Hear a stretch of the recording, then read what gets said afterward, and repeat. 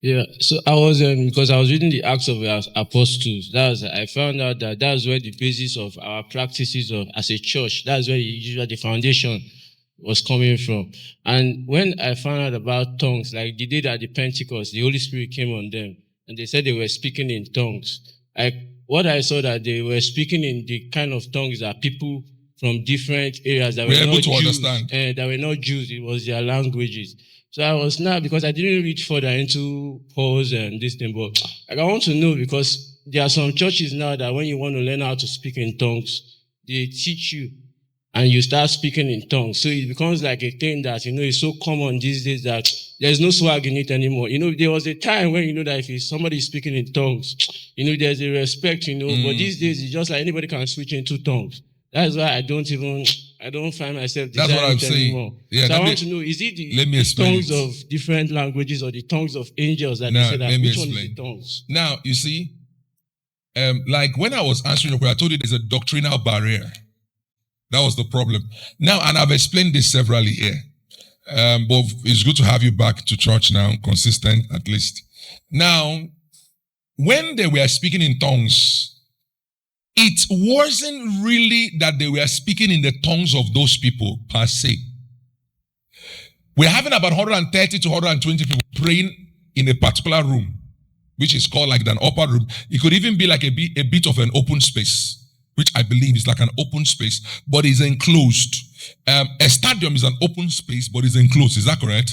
It's like an open space. So they are in a place praying, and these are 130 persons talking different, 120 persons saying different things, different tongues at the same time. How can you, that you are far, hear your own language? It's basically impossible. However, there is a mediator. The Holy Spirit opens the ears of their understanding, or their eyes of understanding, or the heart of their understanding, and allow them to hear what they were saying in their native languages.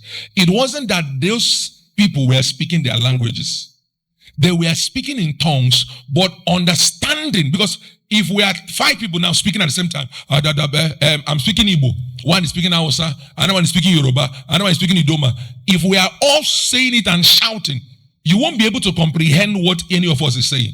How much more when you have 120 persons at the same time talking? Even in church, when people are talking, they say when everybody's talking, nobody is talking, because you can't hear anything they are saying. So if all the people that gathered, the almost 11 to 10 of them that gathered there, were able to hear them fluently in their language, it was because even though they were speaking in language of many, like multitude, we are talking at the same time, the Holy Ghost was taking each word of the word they are saying, the collective word that they are saying, and then giving an understanding to each of them, each of the strangers individually, for them to hear in their language.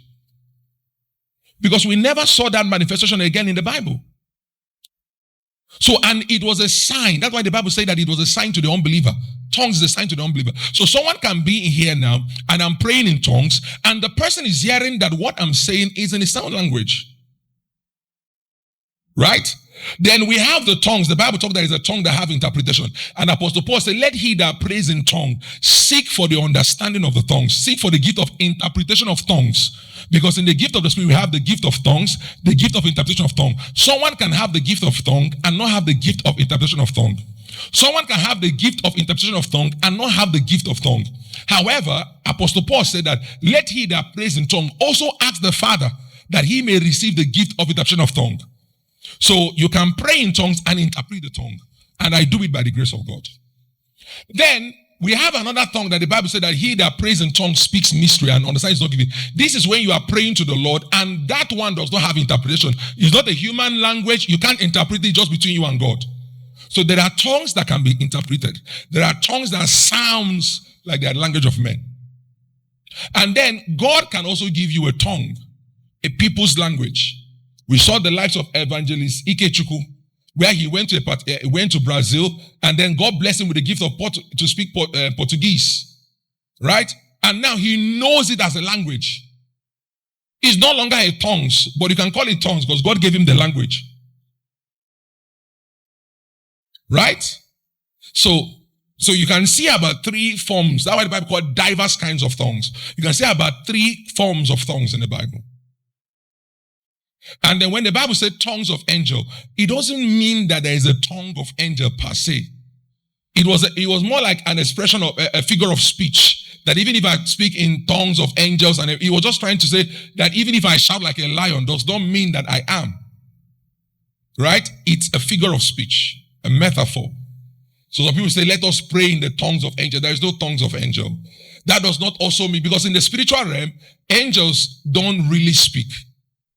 If you have encountered, from my own personal experience and from the people that have had an encounter with angels, they often speak telepathically.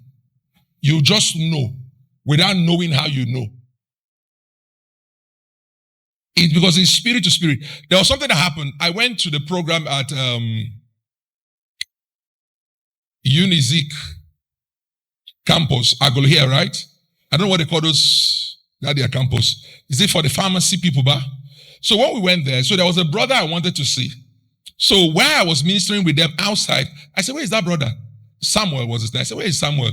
They say he's inside. They said, let me go and call. I said, no, don't call him. I said, stay here and call him. Don't call him. Call him from your heart. He will hear. And the lady stood there and started praying in tongues, whispering in tongues.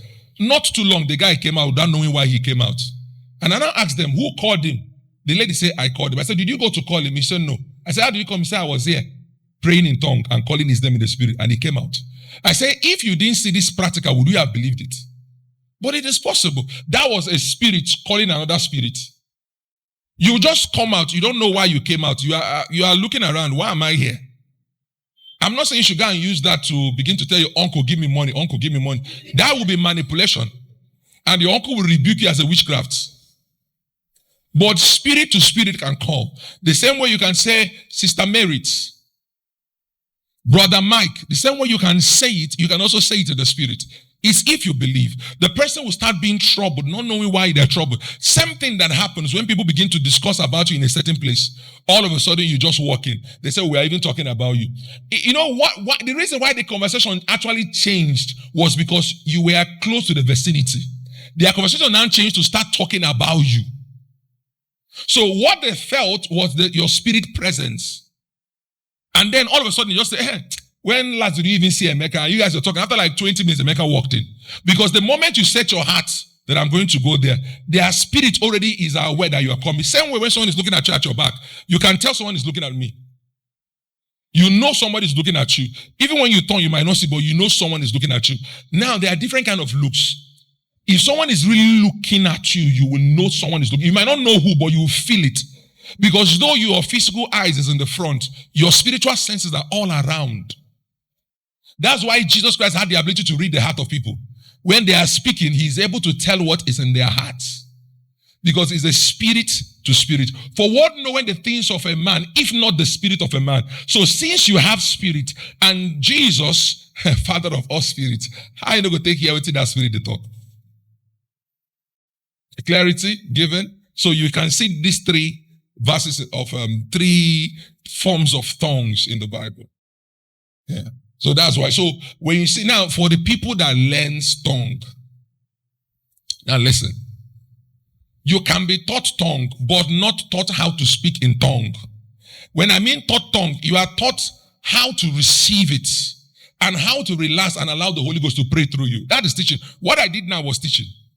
I taught you on tongues. But where someone is teaching you and say rababa, you say rababa. Now rababa means come here. So when you say raduda means go away. So say rabba raduda, you say rabba raduda. So you mean come here and go away. So now that is not what the scripture talk about. But I can sit you down and teach you on tongues. I teach you, when I mean, if I teach you on love, does it mean I'm loving you? I'm teaching you what it entails. If I say, let me teach you on wealth, does it mean I'm giving you my money? No. I'm teaching you the dynamics, the foundation of it. So when someone says, I'll teach you on tongues, it doesn't mean they are teaching you how to speak it. They are just bringing an understanding, a clarity into what tongues is. And when clarity is given to you, you are able to now be able to flow through it. So just like that. More questions? Thank you. More questions. Are you getting blessed as a church?